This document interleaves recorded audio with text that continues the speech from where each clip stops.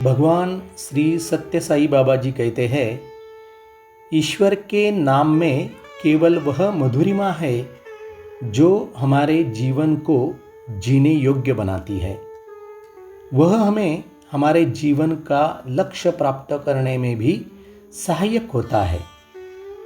सदैव केवल जिह्वा पर और मन में नाम लेते रहने से ही हम माया के प्रभाव और जगत के छल कपट पर विजय प्राप्त कर लेते हैं। जीवन के द्वैत, सत्य या असत्य, सही या गलत मात्र नृत्य के वे पग है जो माया हमारे समक्ष रखती है। माया को नर्तकी कहा गया है। यदि छुटकारा पाना है तो उल्टा करना आरंभ करना चाहिए, अर्थात कीर्तन।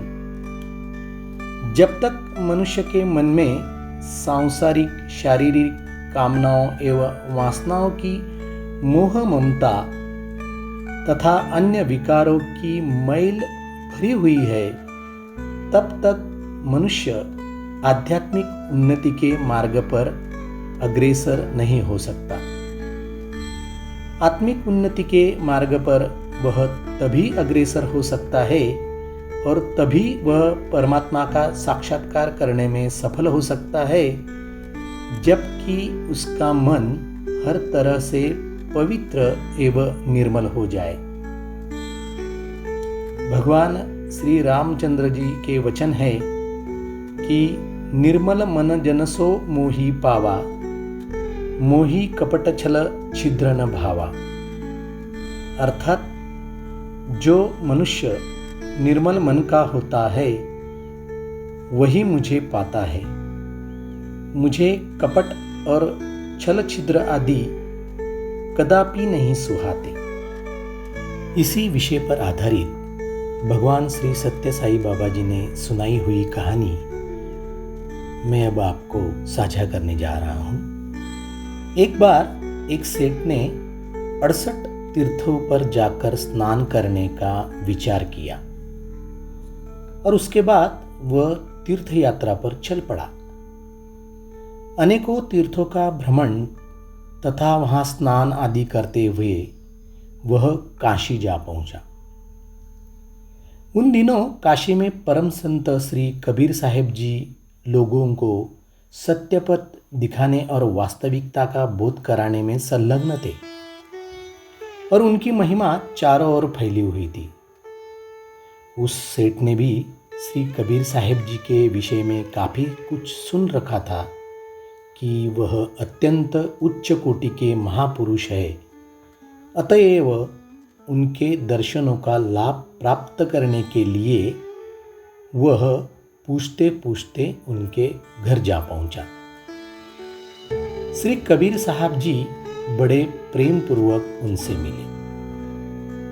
कबीर साहब जी को जब यह मालूम हुआ कि वह सेठ एक तीर्थयात्री है, तो उन्होंने रात्रि में विश्राम करने तथा भोजन आदि के लिए अपने घर में ही प्रबंध कर दिया। दूसरे दिन जब वह सेठ वहां से चलने लगा तो उसने श्री कबीर साहब जी के चरणों में विनय की, महाराज, आप भी यदि मेरे साथ तीर्थ यात्रा पर चले तो मेरा बड़ा ही सौभाग्य होगा। खर्चा आदि की चिंता आप न करें, वह सब मैं करूंगा। परम संत श्री कबीर साहब जी की उसकी बातों से यह बात अच्छी तरह से जान चुके थे कि वह सेठ है तो संस्कारी पुरुष, परंतु अभी वास्तविकता से अनभिज्ञ है। अतः वे बोले, सेठ, हम तुम्हारे साथ तीर्थाटन के लिए अवश्य ही चलते, परंतु इस समय का एक विशेष कार्य हेतु हमारा यहाँ रुकना अत्यावश्यक है। इसलिए अभी तो हम तुम्हारे साथ तीर्थ यात्रा पर नहीं जा सकते, फिर कभी अवश्य चलेंगे। हाँ, यदि हमारा एक काम कर सको तो हमें बताएं। सेठ ने विनय की, यह तो मेरा सौभाग्य होगा।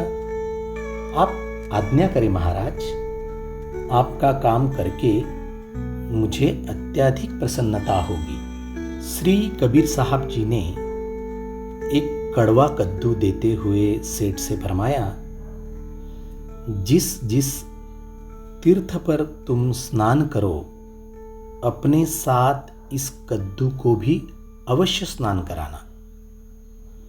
लौटते समय यह कद्दू हमें वापस देते जाना।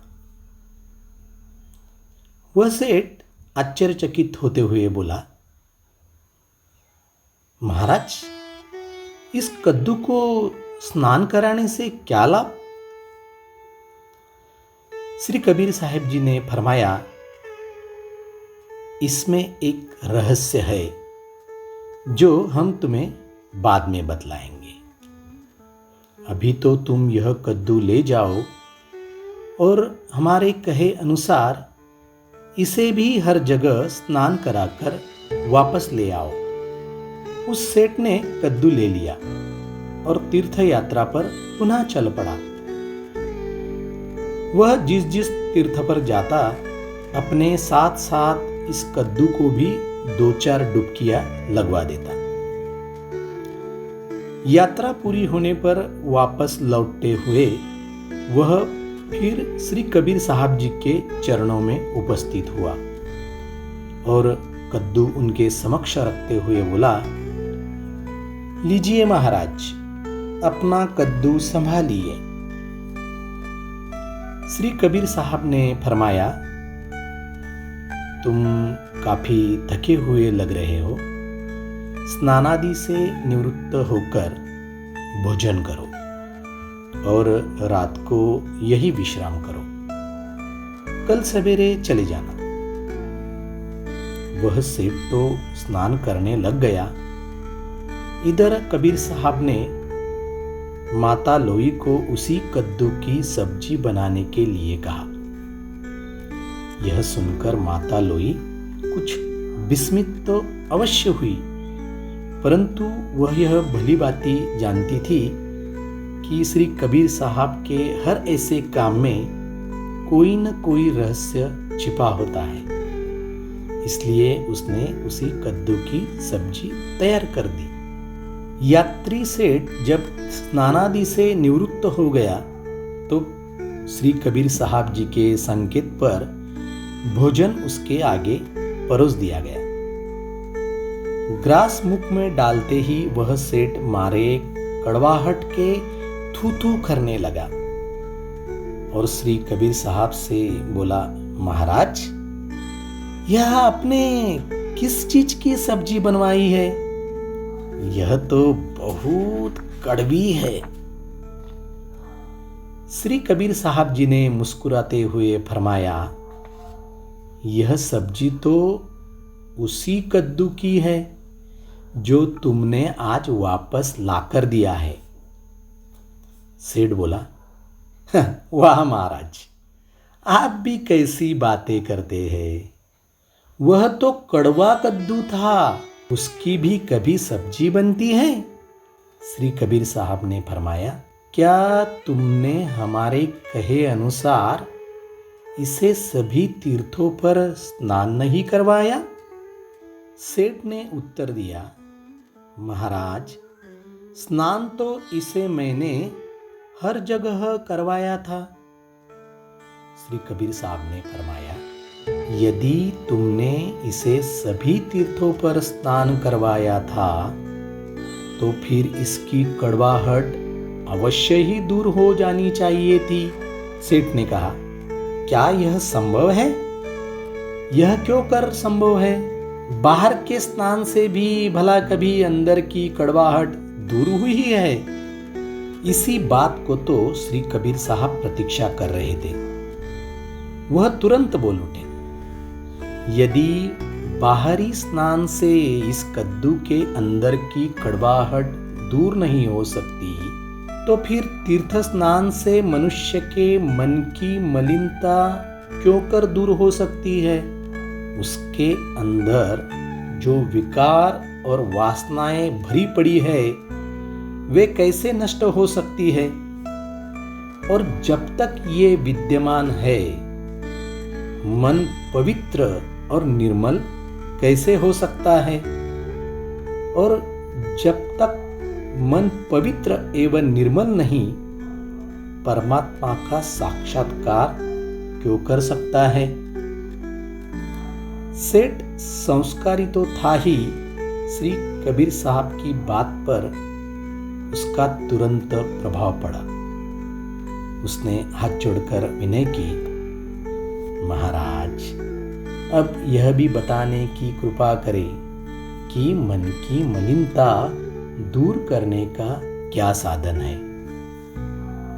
तब श्री कबीर साहब जी ने वचन फरमाए, नहाए धोए क्या भया, मन का मैल न जाए, मीन सदा जल में रहे, धोए बास न जाए, तीरथ व्रत कर जग हुआ, जुड़े पानी नहाए, सतनाम जाने बिना, काल जुगन जुग खाए, मन निर्मल सतनाम से, जो संतन के भाय, मन की मैल न उतरे, कोटिन करे तपाए। उस सेठ ने श्री कबीर साहब जी के चरणों में श्रद्धापूर्वक प्रणाम कर विनय की, भगवान मुझ दास पर कृपा करे और सही मार्ग दिखाए। श्री कबीर साहब जी ने उसे सुमिरन का उपदेश दिया, जिसका सुमिरन करने में उसके मन में से सभी विकार और मलिन वासनाएं दूर हो गई और मन पवित्र निर्मल हो गया। नाम के प्रभाव से आत्मोन्नति के चरम शिखर पर पहुंचकर और परमात्मा साक्षात्कार करके उसका जीवन धन्य हो